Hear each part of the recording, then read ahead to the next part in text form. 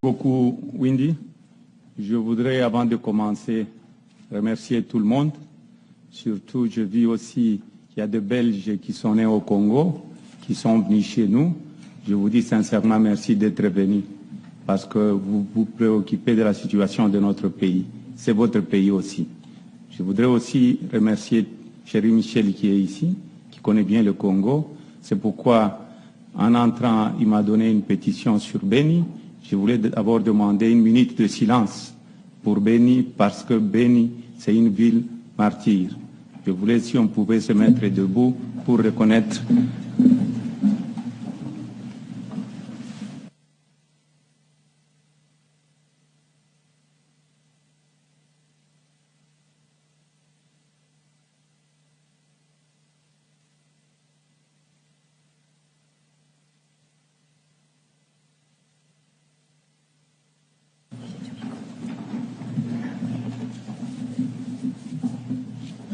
Pourquoi je voulais commencer par Beni? Parce que tout a été dit. Je voudrais d'abord commencer par Beni. Pourquoi je voudrais commencer par Beni? Aujourd'hui, Beni, c'est la désolation. Le président de la République est allé à Beni, je crois, il y a de cela 3 semaines. Après le passage du président de la République, on continue à tuer à Beni. Vous aviez vu, je crois, les images à la télévision, sur Internet, comment on a transporté le mort, nos frères congolais. Même pas de respect pour le mort. C'est quel pays? Vous aviez vu dans des jeeps, avec des cordes. Et je me pose la question, si réellement il y a un état de droit dans notre pays. Je me pose la question, est-ce que les Congolais sont riches? Ou bien nous avons un pays très riche, les Congolais très pauvres.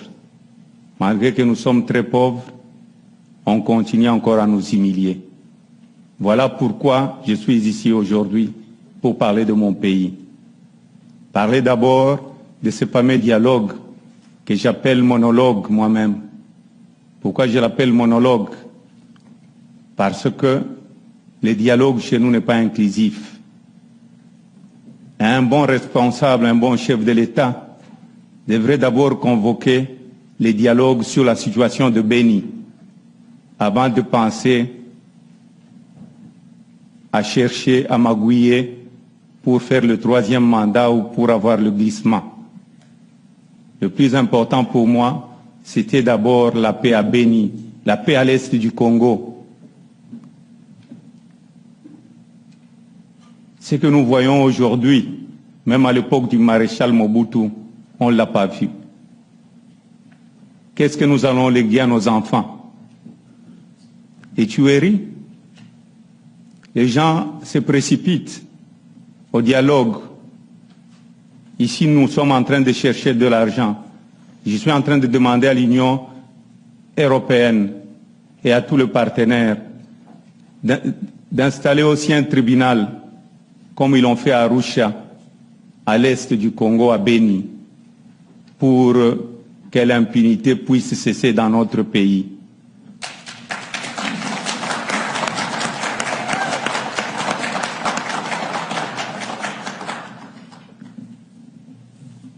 Je ne veux pas m'attarder sur Beni. Je voudrais parler maintenant de notre Constitution, de l'opposition en République démocratique du Congo.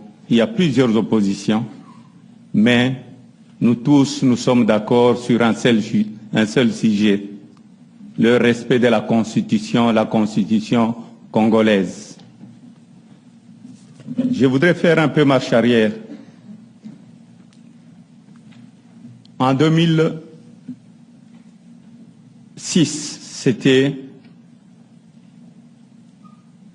l'élection présidentielle. Il y avait, je crois, si j'ai une bonne mémoire, 33 candidats présidents de la République. Et tout ça, c'était le fruit d'un consensus. Personne n'avait gagné la guerre.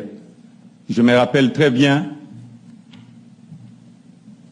à l'époque la participation de la communauté internationale et surtout de l'Union européenne. Le député européen Louis Michel était ministre des Affaires étrangères à l'époque. Il a beaucoup œuvré pour ça. Et je vois dans cette salle, il y a aussi un ancien président de l'Assemblée nationale qui était à la rédaction de notre Constitution, Olivier Kamitatu. Moi, j'ai voté à l'âge de 41 ans pour la première fois dans l'histoire de notre pays. J'avais 41 ans. Et vous allez me poser la question, je ne vais pas être très long, pourquoi j'ai travaillé avec ce pouvoir? Je crois que c'est la question que vous allez me poser. Parce que j'ai cru qu'on allait avoir la démocratie dans notre pays. Combien de gens on a tués jusqu'à aujourd'hui? Combien de prisonniers politiques? Quand je parle de ce monologue qui n'est pas un dialogue pour moi, est-ce que vous pouvez accepter que le président Tshisekedi wa Mulumba ne puisse pas participer à ce dialogue-là? Le premier opposant, j'étais encore bébé, je crois, je portais encore le pampers s'il était encore opposant.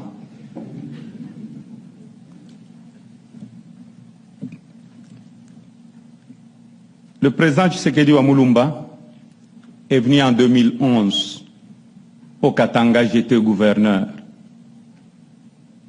J'étais gouverneur et tout le monde croyait que c'était la fin de l'IDPS, c'était la bagarre et j'étais en dehors du pays. J'étais obligé de rentrer parce que je suis un démocrate. J'étais obligé de rentrer au pays et de dire à tout le monde, oublions le passé, voyons l'avenir. Il reste un mandat au président Kabila. Le président Tshisekedi est un Congolais. Le président Tshisekedi est resté au Katanga pendant 2 semaines à faire sa campagne. Qu'est-ce que je voulais? Que la démocratie continue dans notre pays, que la paix continue dans notre pays, qu'on puisse avoir la première alternance pacifique dans notre pays. Quand j'étais avec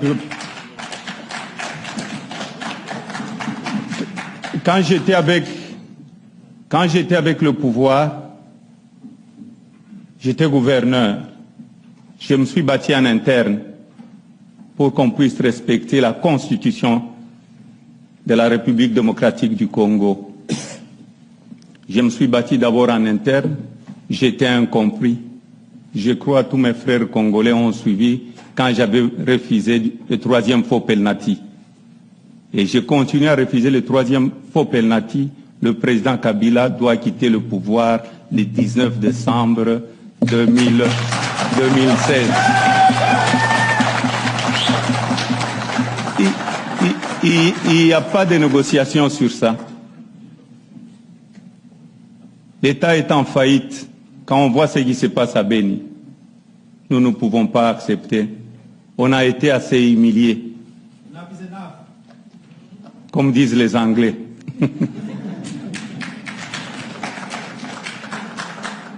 Le plus important pour moi, c'est d'avoir un état de droit. Je remercie le président du FIDH, Paul Sampou. Moi-même, je croyais que la juge était aux États-Unis. Dieu est grand, le Dieu que nous prions. Et je demanderai, je vais insister aussi, si cette dame peut sillonner le monde entier pour montrer la bonne gouvernance ou la mauvaise gouvernance de notre pays, l'ingérence de la justice. Le président Kabila aujourd'hui pourrait sortir par la grande porte, mais il est entouré par de vieux loups qui ont induit le président Mobutu à faire des erreurs et des erreurs. Pour eux, la politique, c'est un business. Mais il y a un temps pour tout. Il est venu au pouvoir, j'ai fait la campagne du président Kabila quand il était au pouvoir en 2011. Je disais donner le dernier mandat au président de la République. Mais nous sommes arrivés à la fin. Il reste 9 jours.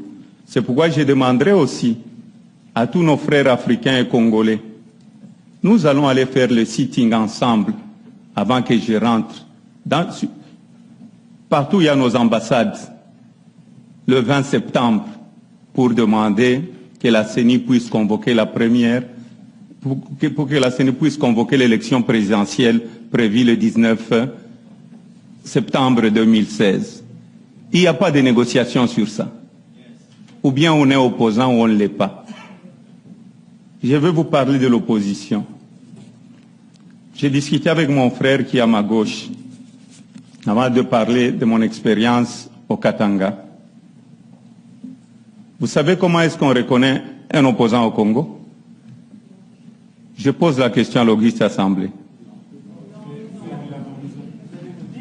Je vais vous dire, un opposant au Congo, d'abord, c'est l'harcèlement, la prison, ou les cimetières, ou l'exil, ou l'empoisonnement, qui est devenu une monnaie courante. Le plus important pour nous, pourquoi nous nous battons, c'est d'avoir un état de droit. Je voudrais aussi demander pourquoi nous cherchons la première alternance dans notre pays. C'est pour que le corps du maréchal Mobutu puisse rentrer au Congo le plus vite possible. Le corps de Moïse Tshombe puisse rentrer au Congo. Malgré tout ce qu'il a fait, on ne peut pas laisser le corps du maréchal au Maroc.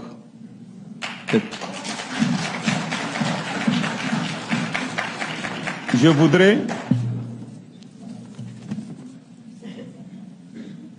vous savez, le gouvernement continue avec les dérives totalitaires pour faire taire tout le monde. Je suis en train de rentrer au pays. Je veux participer aux élections présidentielles.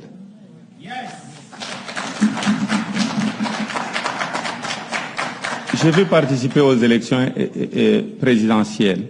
On monte de procès bidons. Ils croient que je vais avoir peur. Je vais rentrer au pays. Je suis congolais. C'est mon pays et je vais rentrer. Pourquoi je voudrais parler de mon petit bilan au niveau de la province du Katanga? Quand je suis arrivé à la tête de la province était en faillite. La province était troisième contribuable au niveau national, au niveau de notre pays. Pourquoi je vais vous parler de mon bilan? Parce que quand j'étais là, il y avait un état de droit. Je me suis mis vite au travail. Je n'ai pas arrêté les opposants politiques. Je n'ai pas arrêté le président Tshisekedi quand il était venu faire la campagne à Lubumbashi. Je n'ai pas arrêté les journalistes. Au contraire, je fais libérer beaucoup de personnes, surtout la société civile. Quand il y a eu injustice, je n'accepte pas parce que je suis un homme juste. Et ça m'a permis de faire mon bilan parce qu'il y avait la paix dans notre province. Je vais vous parler de quelques des recettes que j'avais trouvées parce que chez nous, il y avait le budget provincial et le budget national. Quand je suis arrivé, la province du Katanga avait comme recette annuelle le budget de la province au niveau local, 50 millions de dollars. Quand j'ai quitté, j'ai laissé 1 milliard de dollars, mais je n'ai pas augmenté les taxes de l'État. Et concernant la douane, j'ai trouvé la douane, vous pouvez vérifier les chiffres sur Internet, à 14 400 000 dollars l'an. Quand j'ai quitté, j'ai laissé la douane à plus ou moins 1 milliard 300 millions de dollars. Quand je suis arrivé à la tête de la province du Katanga, au niveau de l'enseignement primaire et secondaire, il n'y avait que 300 000 élèves, dont 13% de filles, parce que les enfants avaient honte d'aller à l'école, parce que les écoles n'étaient pas réhabilitées, il n'y avait pas de bancs, et j'ai laissé plus ou moins 3 500 000 élèves sur le banc de l'école, dont 47% de filles.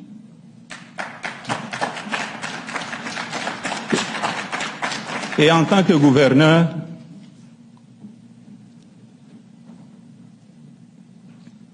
après l'indépendance, la Belgique nous avait laissé 450 km de routes asphaltées qui existaient que de nom. J'ai dit asphaltées, plus de 1500 km de routes dans ma province. Et le plus important, on dit toujours ventre creux, à point d'oreille. Quand je suis arrivé, un sac de farine de maïs, moi je suis congolais, je ne mange pas le riz, je mange la farine de maïs. Si je mange le riz, je n'ai pas mangé. Donc, j'ai trouvé le sac de farine de maïs, vous savez à combien? À 45 $ un sac de farine de maïs. Et il fallait importer ça de la Zambie. Vous vous rendez compte, avec les salaires maigres de nos militaires, on doit bien payer nos militaires, on doit bien payer les policiers pour qu'on termine le problème de l'Est, pour qu'on termine le problème des tracasseries dans notre pays. Les militaires sont très mal payés. Et j'ai trouvé la farine à 45 $, un militaire qui touchait 55 $. Il devait payer les loyers là-dedans, il devait payer les études de ses enfants, il devait tout payer là-dedans. Le frais à l'université, je crois, par étudiant est de 200 $ par trimestre. Vous vous rendez compte, même si un policier a un enfant qui est étudiant, qu'est-ce qu'il va faire? C'est aller tracasser la population. Et je me suis dit, je vais faire de mon mieux pour qu'on n'importe plus la farine de la Zambie. La farine qui était 45 $ parce que on mangeait à l'époque, j'ai appris le mot manger par délestage. Manger par délestage. Je l'ai appris quand je suis arrivé à la tête de la province du Katanga.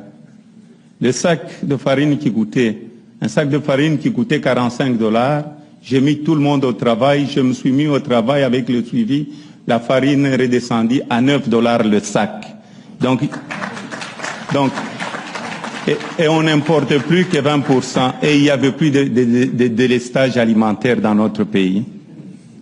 Et tout ça, on peut le faire au niveau national. Ça dépend de la volonté et de l'amour du prochain.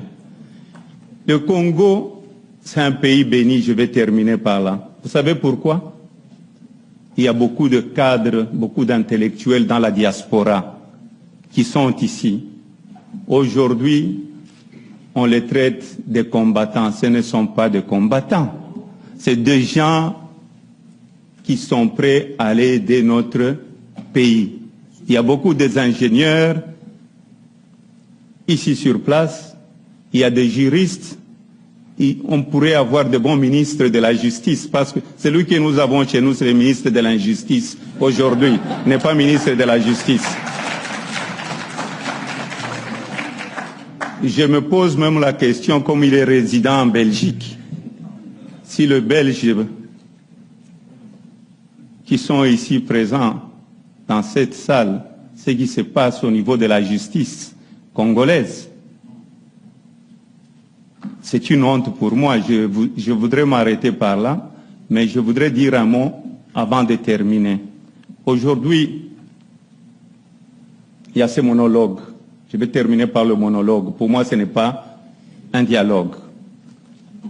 La même communauté internationale qui nous a aidés à avoir le consensus à Sun City, parce que personne n'avait gagné la guerre, aujourd'hui, elle est en train de voir comment on est en train de violer notre propre constitution. Nous n'allons pas accepter la violation de notre constitution. Nous allons faire des marches pacifiques jusqu'à dire au revoir à Monsieur le Président Kabila, qui a un temps pour tout. Donc le plus important pour moi, je demanderai à tous les Congolais d'être vigilants. Car ce qui nous reste aujourd'hui pour sauver ce pays, c'est notre constitution et la première alternance pacifique. Parce que les autres présidents sont partis par coup d'État. Il y a le président Kassaboubou, c'était un coup d'État. Le maréchal Mobutu, c'était un coup d'État. Le musée Laurent Désiré Kabila, c'est un coup d'État. Bon, c'est un coup d'État, l'assassinat. Et nous voudrons que le président Kabila puisse sortir par la grande porte. Je vous souhaite bonne chance, que Dieu puisse bénir le Congo.